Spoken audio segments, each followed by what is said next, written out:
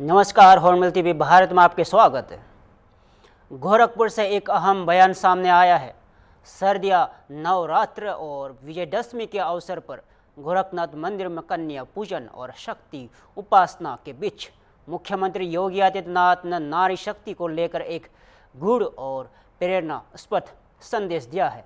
योगी आदित्यनाथ ने कहा, यह आयोजन नारी शक्ति के प्रति वर्तमान पीढ़ी को जागरूक करने का एक महत्वपूर्ण अवसर है।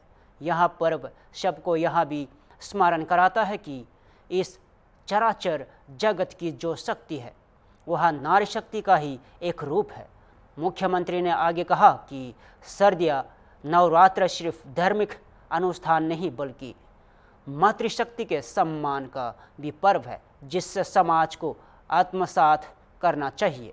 गौरतलब है कि 1 और 2 अक्टूबर को गोरखनाथ मंदिर में भव्य कन्या पूजन, शोभा यात्रा और रामलीला के कार्यक्रम आयोजित किए जा रहे हैं, जिसमें मुख्यमंत्री स्वयं भाग ले रहे हैं।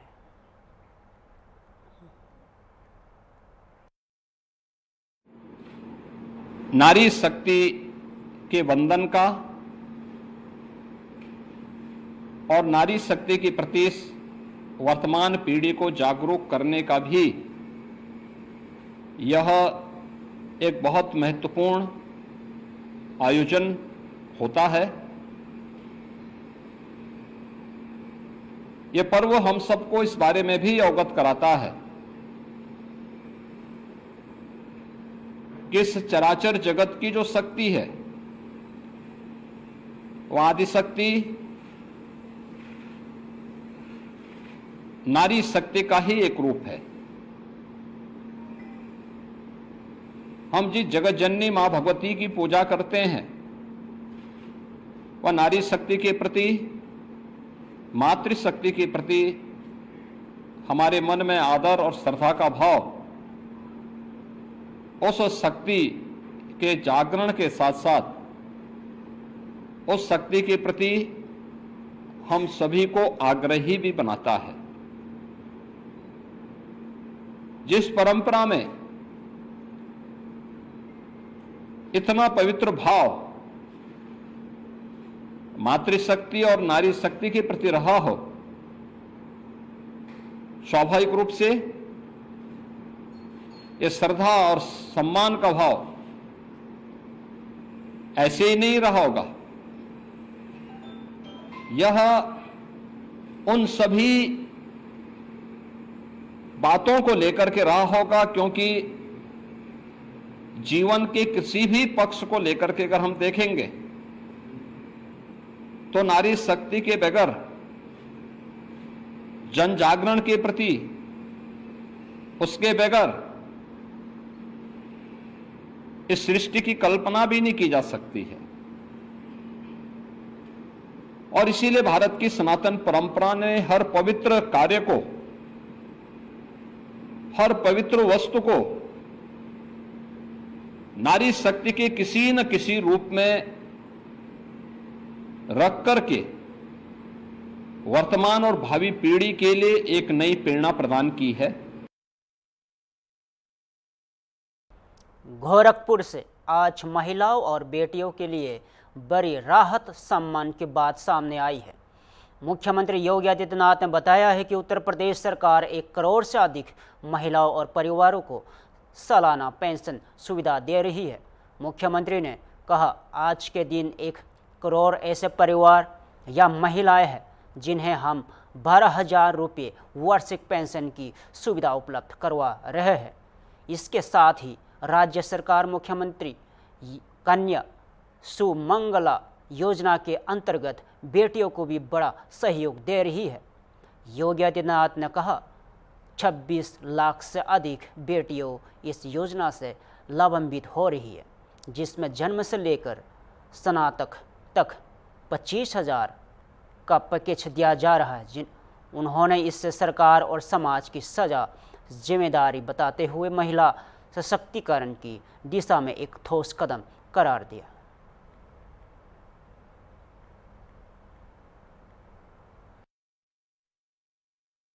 प्रदेश के अंदर 22 सितंबर से ही हम लोगों का ये कार्यक्रम सफलता की एक नई ऊंचाइयों की ओर पहुंच रहा है।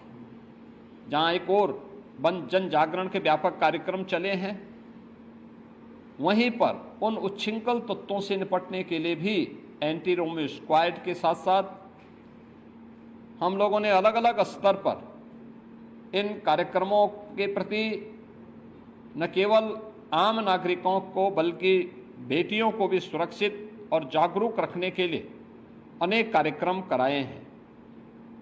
इसमें फुट पेट्रोलिंग पुलिस कार्मिकों के द्वारा, महिला बीट पुलिस अधिकारियों के माध्यम से 44,000 महिला पुलिस कार्मिक पंचायत स्तर पर जाकर के जन जागरण के इस विशेष कार्यक्रम के साथ जुड़ रहे हैं, सुरक्षा के प्रति लोगों को जागरूक कर रहे हैं। तो साथ ही साथ उनके द्वारा विभिन्न प्रकार की वे अभियान जो नारी शक्ति के स्वावलंबन से जुड़े हुए हैं, केंद्र और राज्य सरकार के उन सभी कार्यक्रमों को उन्होंने व्यापक पैमाने पे प्रत्येक महिला के सामने, बालिका के सामने उन कार्यक्रमों को भी उल्लेख करने का एक अभिनव कार्यक्रम चलाया है। महिला संबंधी अपराधों पर प्रभावी कार्रवाई हो सके, इसके लिए भी प्रदेश भर में अनेक अभियान चल रहे हैं और कार्यक्रमों को प्रभावी ढंग से आगे बढ़ाने का कार्य किया जा रहा है।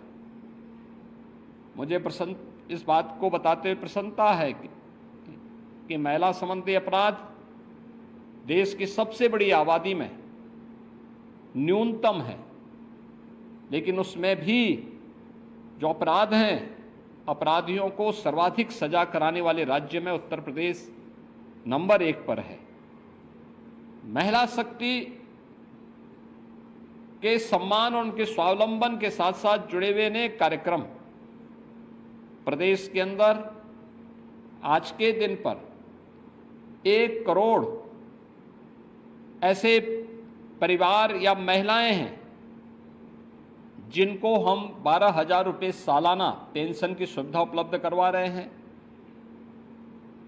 26 लाख से अधिक ऐसी बेटियां हैं जिन्हें मुख्यमंत्री कन्या सुमंगला योजना के माध्यम से जन्म से लेकर के स्नातक तक 25,000 रुपये के पैकेज के साथ सरकार ने उनके प्रति सरकार और समाज की जिम्मेदारी को समझते हुए इस कार्यक्रम को आगे बढ़ाया है। उत्तर प्रदेश के मिर्जापुर जिले से एक बड़ी खबर सामने आई है। धर्मांतरण को लेकर अहरोरा थाना क्षेत्र में पुलिस ने बड़ी कार्रवाई करते हुए 5 लोगों को गिरफ्तार किया है। इन पर हिंदू धर्म के लोगों को प्रलोभन देकर ईसाई धर्म में परिवर्तित कराने का आरोप है। वरिष्ठ पुलिस अधीक्षक सोमेन वर्मा ने प्रेस वार्ता कर खुलासा किया है कि इस धर्मांतरण गैंग का सरगना देव सहायम डेनियल राज है, जो तमिलनाडु की इंडियन मिशनरीज सोसाइटी से जुड़ा हुआ है और जुलाई 2025 से अहरोरा वह नोखगढ़ क्षेत्र में सक्रिय था। पुलिस के अनुसार अब तक 70 लोगों का धर्मांतरण कराया जा चुका है और 500 लोगों की सूची तैयार की गई थी जिनका भविष्य में धर्म परिवर्तन कराने की योजना थी। डेनियल राज और उसके साथियों पर आरोप है कि ये लोग आदिवासी, गरीब और कमज़ोर वर्ग के लोगों को चंगाई सेवा, आर्थिक मदद, सिलाई कढ़ाई प्रशिक्षण और नौकरी दिलाने के नाम पर ईसाई धर्म की ओर आकर्षित करते थे। पुलिस ने डेनियल राज समेत 5 लोगों को गिरफ्तार किया है और इनके पास से धर्मांतरण रजिस्टर्ड मोबाइल फ़ोन और लैपटॉप, डोनेशन रजिस्टर्ड और DVR बरामद किए हैं। पुलिस मामले की गहराई से जांच कर रही है।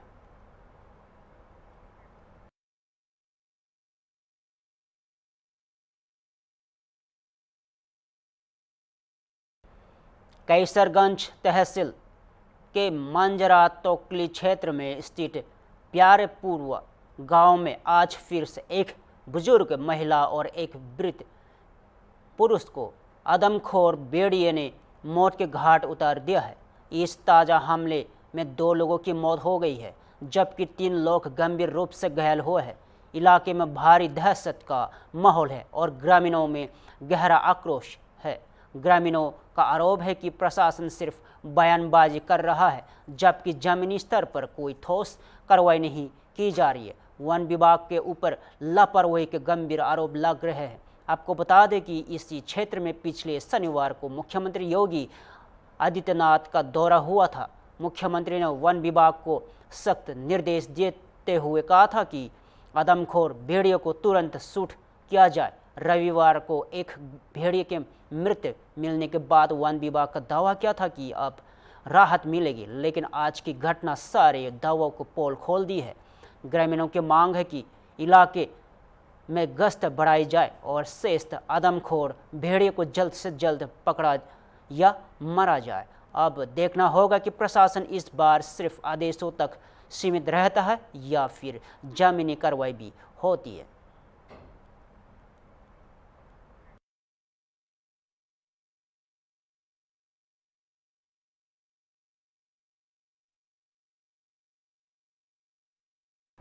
लखनऊ से बड़ी खबर, मुख्यमंत्री योगी आदित्यनाथ के खिलाफ की गई आपत्तिजनक टिप्पणी को लेकर सिख समुदाय ने कड़ा विरोध जताया है। सिख समुदाय के लोगों ने लखनऊ में प्रदर्शन करते हुए मुस्लिम धर्म गुरु के बयान पर कार्रवाई की मांग की है। प्रदर्शनकारियों ने कहा है कि मुख्यमंत्री योगी आदित्यनाथ सद्भाव और कानून व्यवस्था को लेकर लगातार सख्त कदम उठा रहे हैं और ऐसे में उनके खिलाफ धार्मिक आधार पर बयानबाजी करना निंदनीय है। प्रदर्शनकारियों ने यहां भी कहा कि योगी सरकार के प्रयासों से प्रदेश में शांति और विकास का माहौल बना है, जिससे बदनाम करने की कोशिश की जा रही है। उन्होंने मांग की है कि धार्मिक भावनाएं भड़काने वाले धर्मगुरु पर कड़ी कार्रवाई की जाए ताकि भविष्य में इस तरह की विवादित टिप्पणियों पर रोक लगाई जा सके।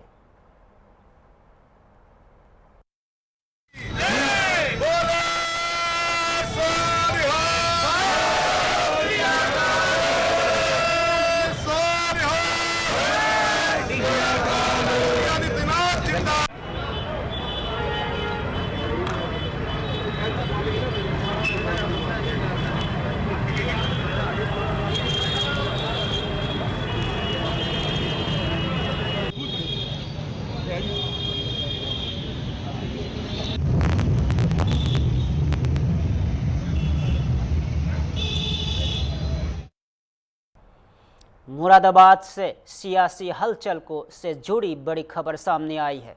सपा सांसद रुचि वीरा ने विधायक इरफान सोलंकी को जमानत मिलने पर खुशी जताते हुए इससे समाजवादी पार्टी के लिए शुभ संकेत बताया है। रुचि वीरा ने कहा है कि कुछ दिन पहले आजम खान की रिहाई हुई और अब इरफान सोलंकी को जमानत मिली है। उन्होंने कहा है कि अब परेशानियों का समय खत्म हो गया है और हमारी सरकार बनने का समय आ गया है। साथ ही संसद ने बीजेपी नेताओं पर भी निशाना साधा। उन्होंने कहा कि बीजेपी के नेता नफरत से भरे बयान देते हैं, एक तरफ संविधान की बात करते हैं, दूसरी तरफ कोर्ट में फैसलों की अवमानना करते हैं। ऐसे लोगों पर सख्त कार्रवाई होनी चाहिए। इस बयान से प्रदेश की सियासत में एक बार फिर गर्माहट आ गई है। सुनिए। देखिए, मैं धन्यवाद करना चाहूंगी न्यायपालिका का, मुबारकबाद देना चाहूंगी पूर्व विधायक इरफान सोलंकी साहब को, उनके परिवार को और समाजवादी पार्टी को कि अब अभी पिछले दिनों आजम साहब की मतलब रिहा हुए हैं और इरफान सोलंकी साहब भी जेल से बाहर आ गए हैं। बड़ी अच्छी बात है और अब ऐसा लग रहा है कि जैसे परेशानियों का वक्त खत्म होने वाला है और हमारी सरकार आने वाली है। बीजेपी नेता विनय कटियार का बयान आया, मुसलमानों को अयोध्या छोड़ देनी चाहिए, मस्जिद निर्माण को लेकर पूरा प्रश्न चल रहा है, क्या कुछ? देखिए, ये तो बहुत काली जबान के लोग हैं हमेशा ही मतलब जली कटी बातें, नफरत की बातें वो लोग करते आए हैं। और ये तो बड़े अफसोस की बात है, एक तरफ भारतीय जनता पार्टी डेमोक्रेसी की बात करती है, संविधान की बात करती है, और एक तरफ कोर्ट के आदेश की अवहेलना की बात करते हैं उनके नेता, और उन पर कोई रोक नहीं लगाई जाती, उनको पार्टी से कोई हिदायत नहीं दी जाती कि भाई आप कोर्ट की भी अवमानना कर रहे हैं। नई दिल्ली से इस समय की बड़ी खबर। प्रधानमंत्री नरेंद्र मोदी आज राष्ट्रीय स्वयंसेवक आरएसएस के शताब्दी समारोह में मुख्य अतिथि के रूप में शामिल हुए। यहां आयोजन डॉक्टर अंबेडकर अंतर्राष्ट्रीय केंद्र में आयोजित किया गया, जहां प्रधानमंत्री नरेंद्र मोदी ने आरएसएस के ऐतिहासिक योगदान को रेखांकित किया और एक विशेष स्मारक डाक टिकट और सिक्का भी जारी किया। प्रधानमंत्री नरेंद्र मोदी ने कहा कि आरएसएस को मुख्य धारा से दूर रखने के लिए अनेक पद यंत्र किए गए, कई बार प्रतिबंध भी लगाए गए, लेकिन फिर भी संघ ने कभी किसी के प्रति कटुता नहीं रखी। आरएसएस की स्थापना 1925 में डॉक्टर केशव बलिराम हेडगेवार ने नागपुर में की थी और संगठन ने देश में सांस्कृतिक चेतना, अनुशासन, सेवा और सामाजिक जिम्मेदारी को आगे बढ़ाने में अहम भूमिका निभाई है। प्रधानमंत्री ने इस संबोधन को सियासी और सामाजिक हलकों में खासा महत्व दिया जा रहा है। आगे सुनिए।